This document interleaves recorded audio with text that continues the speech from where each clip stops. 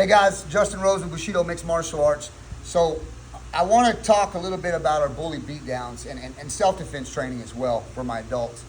But one of the things that we do when we get a bully, and I got a kid with the gloves on, okay? And in previous videos, we talked about sticky hands. I'm never trying to guide and drive his hands down. I'm just, when he's trying to hit me, I'm just redirecting, right? And I'm just getting things to do things to trap and control. But one of the things that we need to understand is it's not natural at all for somebody to sit on their back and try to outbox me, okay? So when we're doing things, what I encourage my kids to do, one, is not stay on their back. You always hear me telling them, get up, get up. Because a bully, what is natural for a person 100 times out of 100 times, if you watch 1,000 videos on YouTube of an untrained fighter and we're fighting and I'm not a jiu-jitsu guy, I'm just a guy and I get on top. The first thing he's gonna do is try to turn over and get up, even at his own disadvantage. Now, jiu-jitsu guys learn not to do that. We learn not to give up our back. So if my kids are working and his goal, we're telling him to turn over, what can come natural, because it happens all the time, is he turns over real fast and up, and I end up on my back. I'm not ready for it. He comes up, and now he's in the advantage position, the dominant position, okay? So in jiu-jitsu, the first thing we want to try to do is everything the easiest way possible, to not have to put in work. So if I'm playing sticky hands and this guy busts a move and he goes to turn over and he turns over really fast, is I just kind of float with him, sink. But I got here by letting him do the work. I was prepared by training. I know what he's going to do. I know he has a few options. He can try to hit me and punch me, or he can try to turn over. But let me explain why.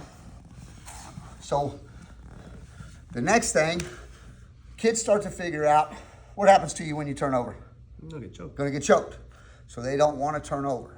So then I go into the next step where I get down here, I run this technique, I push, I turn this guy, and what happens is he will do anything in the world to not turn over.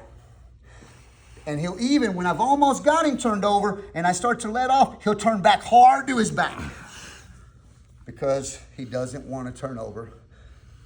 He's fighting his instincts. His natural instincts would be to turn over and get up. Even if I didn't keep him on his back, like let's say this guy's stronger than me, a natural turnover would be turn over, and he's gonna start to get up to his knees and elbows, right? That's his way of, if he's strong enough, he's gonna get up. I'm gonna stay on him, set my hooks, seek my choke, okay? So turn over, back again.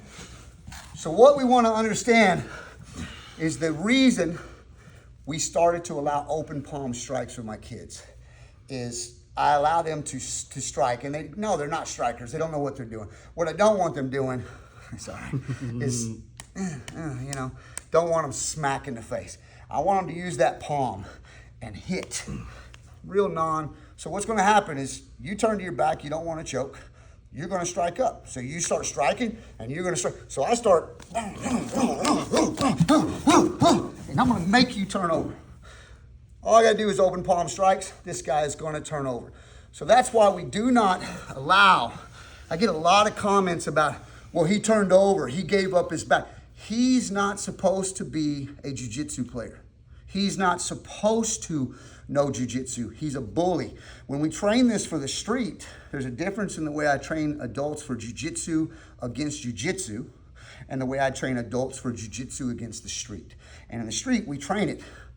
Be explosive, turn over, be ready, catch them. Jiu-jitsu guys got to use proper escapes. Guys on the street don't. So my kids have to just turn over. They're not turning over to give the guy a choke so that he can win.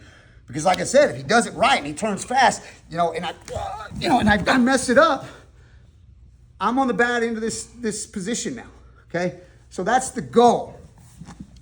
Nobody, and I mean nobody, is going to sit on their back and outstrike a guy on top. It's just not going to happen. He's striking up. Look at his make fist. Look at his range. Okay, I can stay up. He's having to reach to touch me.